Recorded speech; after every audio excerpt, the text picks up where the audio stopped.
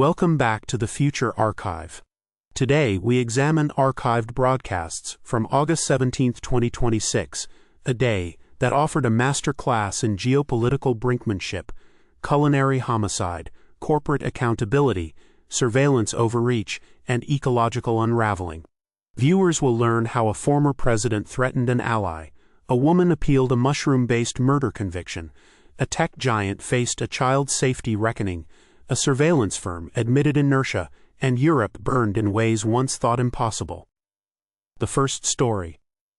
Former U.S. President Trump threatens military action against Oman over Iran policy. On August 17, 2026, former U.S. President Donald Trump publicly warned Oman that the United States would consider military action if the Middle Eastern nation interfered with his administration's hardline stance on Iran. Oman, a long-standing U.S. ally, had been facilitating indirect negotiations between Washington and Tehran. Trump's threat, delivered via a social media post, stated that Oman risked being treated as an adversary if it continued to undermine what he called maximum pressure tactics. The warning sent shockwaves through diplomatic circles, as Oman had historically served as a neutral mediator in regional conflicts.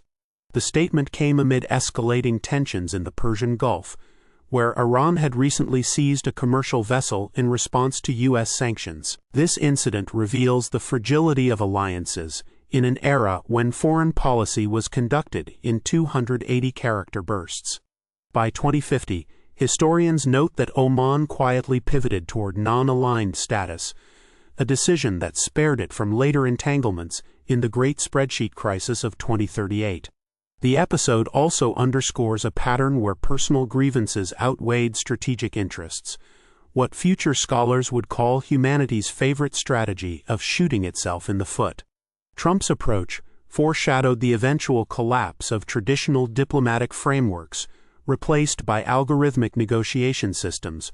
By the late 2030s, allies were treated as adversaries, and adversaries were treated as subscribers in the subscription wars. The second story. Convicted mushroom poisoner Erin Patterson appeals murder conviction. In August 2026, Erin Patterson, an Australian woman convicted of murdering her in-laws by serving them death-cap mushrooms at a family lunch, filed an appeal against her sentence. The case had gripped public attention due to its bizarre circumstances. Patterson claimed the poisoning was accidental, though prosecutors argued she had researched the mushroom's lethality beforehand. The victims, her brother-in-law and sister-in-law, died in agony, while a third relative survived after a liver transplant. The trial exposed tensions within the family and became a cultural touchstone, inspiring dark humor and memes about dinner party etiquette. The Patterson case is a grim reminder that even in an age of high-tech crime, low-tech methods retained their macabre appeal. By 2050, the story had been mythologized into a cautionary tale about the dangers of foraging or in-laws. More broadly, it reflected a societal fascination with true crime that only grew as AI-generated mysteries flooded entertainment platforms. The case also highlighted the legal system's struggle to address novel forms of harm, a theme that would recur in the AI safety committees of the 2030s, where regulators debated whether a machine could be convicted of manslaughter. Some crimes are so absurd they could only be the work of an intern. The third story. Meta faces landmark lawsuit that could redesign Instagram and Facebook for child safety. On August 17, 2026, Meta, the parent company of Instagram and Facebook, was in the midst of a high-stakes legal battle over its handling of child privacy and safety. A coalition of attorneys general from multiple U.S. states argued that Meta's platforms were designed to prioritize engagement over the well-being of young users, leading to addiction, mental health crises, and exposure to harmful content. The lawsuit sought to force Meta to redesign its algorithms to default to safer, less addictive settings for minors. Internal documents revealed during the trial showed that Meta had long been aware of the risks, but had delayed action, fearing a drop in user engagement and ad revenue. This case marked a turning point in the public's relationship with social media, as the illusion of benign connectivity finally collapsed under the weight of its own contradictions. By 2050, the lawsuit is seen as one of the last gasps of human-led regulation, before AI governance took over. The trial also exposed the hollow promises of self-regulation, a theme that would recur in the rise of the AI safety committees, bodies that were long on press releases and short on enforcement. Meta's eventual settlement, which included a $5 billion fine and mandatory design changes, did little to stem the tide of public disillusionment. The platforms were optimized for engagement, not enlightenment. The fourth story. Flock Safety admits delays in addressing police misuse of surveillance systems. Flock Safety, a U.S.-based company specializing in license plate recognition and surveillance technology, publicly acknowledged on August 17, 2026, that it had taken too long to act on reports of police abuse of its systems. The admission came after investigations revealed that law enforcement agencies in several states had used Flock's technology to track individuals without warrants, including activists, journalists, and political opponents.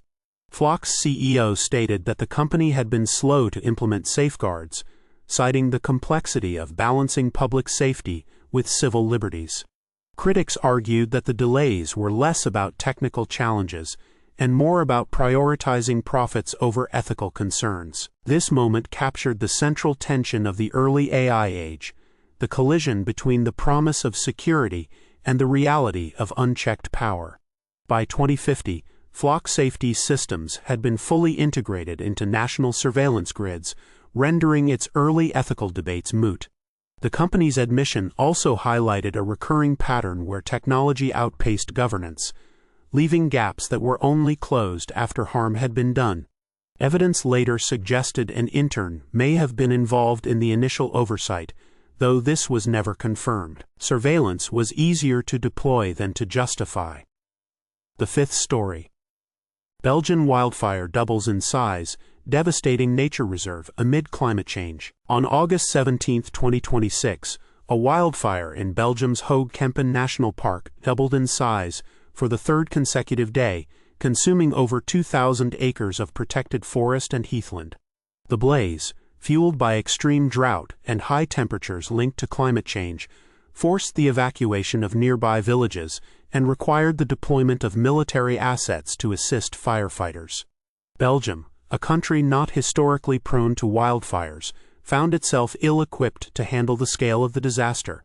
The fire's rapid spread was exacerbated by dry conditions that had persisted for weeks, a trend scientists warned would become more frequent as global temperatures rose. The Belgian wildfire was a wake-up call for a continent that had long considered itself insulated from the worst effects of climate change. By 2050, such events had become routine, and Europe's once temperate landscapes were dotted with fire breaks and controlled burn zones. The disaster also underscored the inadequacy of incremental responses to existential threats, a theme that would define the 2030s as governments repeatedly chose humanity's favorite strategy of postponing meaningful action. The fire's timing, during a summer of record heat waves, served as a grim preview of the ecological instability that would define the latter half of the century. Nature does not subscribe to human timelines. August 17, 2026, was a day when the old world and the new collided with predictable chaos. Allies were threatened, families were poisoned, children were exploited, freedoms were surveilled, and forests burned. As we've seen, many of these themes would only intensify in the decades to come. This has been the Future Archive. The past, as always, is not going anywhere.